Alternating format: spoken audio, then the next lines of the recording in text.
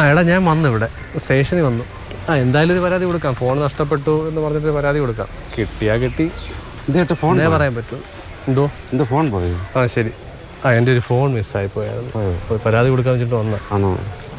ഗുണമുണ്ടാവും അറിയത്തില്ല. ഗുണമുണ്ടാവും, ഉറപ്പായിട്ട് ഗുണമുണ്ടാവും. ഇതെന്താ? ഇതെനിക്ക് എൻ്റെ ഇതുപോലെ ഫോൺ പോയത് 3 മാസമായി പോയിട്ട്. എനിക്ക് നിന്ന് കിട്ടിയതാണ്. ആരാ കൊണ്ടുപോയത്? അത് അറിയില്ല. മോഷണം പോയത്, ബസ് സ്റ്റാൻഡിൽ വെച്ച് മോഷണം പോയതാണ്.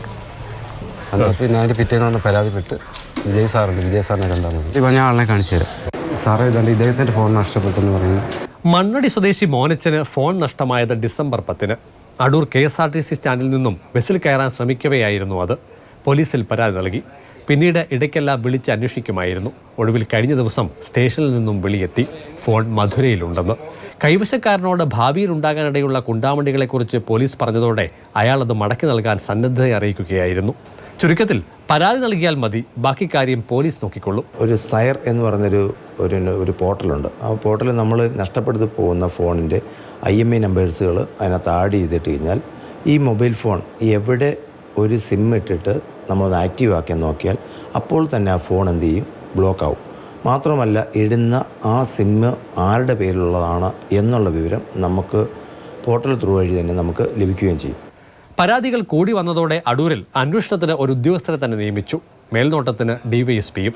നഷ്ടപ്പെട്ട ഫോണിൽ ഉപയോഗിച്ചു വന്ന സിം കാർഡ് നമ്പർ നൽകിയാൽ കാര്യങ്ങൾ വേഗത്തിലാകും. പോർട്ടൽ എൻ്റർ ചെയ്യുന്ന സമയത്ത് അല്ലെങ്കിൽ രജിസ്റ്റർ ചെയ്യുന്ന സമയത്ത് ഒരു OTP വരാൻ വേണ്ടി ഒരു നമ്പർ അവസാനം ചോദിക്കുന്നുണ്ട്. ആ നമ്പർ എന്നുള്ളത് നമ്മുടെ നഷ്ടപ്പെട്ടു പോയ ഫോണിലെ ഡ്യൂപ്ലിക്കേറ്റ് എടുത്ത് ആക്റ്റീവ് ആക്കിയ നമ്പർ ആയിരിക്കണം. പിന്നെ അതിനോടൊപ്പം തന്നെ അതിൽ നമ്മുടെ പോലീസ് സ്റ്റേഷനിൽ നിന്ന് എടുത്ത റെസിപ്റ്റ് അതിൽ അപ്ലോഡ് ചെയ്ത് PDF ആയിട്ട് കൊടുക്കണം. അതിൻ്റെ നമ്പർ കൊടുക്കണം.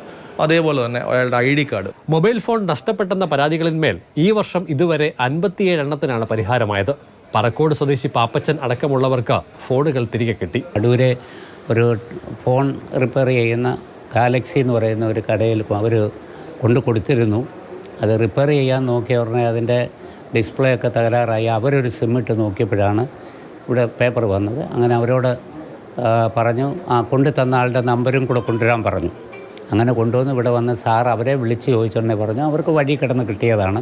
ഇക്കഴിഞ്ഞ മണ്ഡല മകരവിളക്ക് കാലത്ത് നഷ്ടപ്പെട്ടതിൽ 70 ഫോണുകൾ കണ്ടെത്തി തിരിച്ചു നൽകാൻ പത്തനംതിട്ട ജില്ലാ പോലീസിന് സാധിച്ചിരുന്നു. SP-യുടെ നിർദ്ദേശാനുസരണം രൂപീകരിച്ച പ്രത്യേക സംഘമാണ് പ്രവർത്തനങ്ങൾക്ക് ചുക്കാൻ പിടിച്ചത്. മൊബൈൽ ഫോണുകൾ നഷ്ടപ്പെട്ടുവെന്നും മോഷണം പോയിയുമെന്നുമുള്ള പരാതികൾ ലഭിക്കാറുണ്ട്. നഷ്ടപ്പെട്ടുവെന്നുള്ള പരാതികളിന്മേൽ പോലീസ് കേസ് രജിസ്റ്റർ ചെയ്യാറില്ല. ഇത്തരം സംഭവങ്ങളിൽ വീണ്ടെടുക്കപ്പെടുന്ന മൊബൈൽ ഫോണുകൾ വേഗത്തിൽ ഉടമകളെ തേടി എത്തുകയും ചെയ്യും. അതുകൊണ്ട് മൊബൈൽ ഫോൺ നഷ്ടപ്പെട്ടുവെങ്കിൽ പരാതി കൊടുക്കാൻ മടിക്കുകയേ വേണ്ട. ക്യാമറമാൻ ജയചന്ദ്രൻ പുല്ലമ്പാറയ്ക്കൊപ്പം CK അഭിലാൽ, മാതൃഭൂമി ന്യൂസ്.